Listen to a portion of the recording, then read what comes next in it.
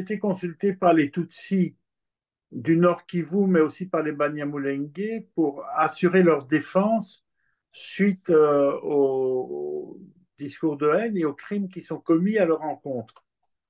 Mais aujourd'hui, la situation a encore évolué parce que, et c'est un moment historique, tous les peuples éleveurs de l'Est du Congo ont rejoint le collectif.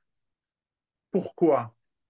Parce que nous constatons que les crimes qui sont commis actuellement touchent non seulement les Banyamulenge, ils touchent les éleveurs du Massissi, mais aussi les Tutsis du Nord Kivu, et ils touchent encore la communauté Emma de l'Ituri.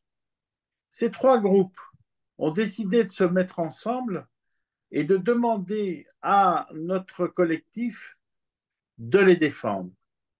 Nous sommes venus, vous savez que nous avions fait une conférence de presse à Bruxelles à raison du siège de l'Union européenne et de l'appel que nous faisions aux différents États membres de l'Union européenne.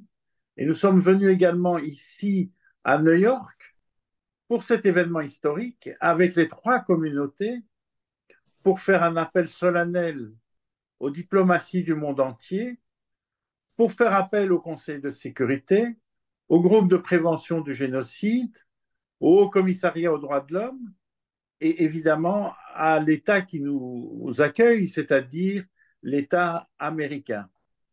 Et tous ensemble, nous avons travaillé pour préparer une conférence où nous pouvons dénoncer les faits dont nos clients sont les victimes actuellement.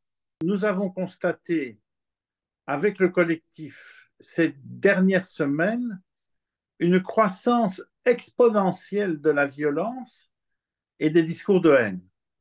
Durant la conférence de presse, par exemple, j'ai cité un dirigeant Maïmaï, un certain Fimbo, en réunion à Fizi avec la population, mais en présence des militaires FARDC, qui appellent à tuer tous les rwandophones de la région.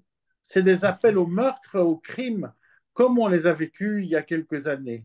Et c'est un exemple parmi bien d'autres, parce que vous avez aussi eu un ancien ministre du gouvernement, M. Mokia, vivant à Lagombe, qui a appelé à éliminer les Banyamulenge. Nous avons aussi constaté qu'au-delà de ces appels et ces discours de haine, on a constaté que les pratiques sont de plus en plus violentes et atroces.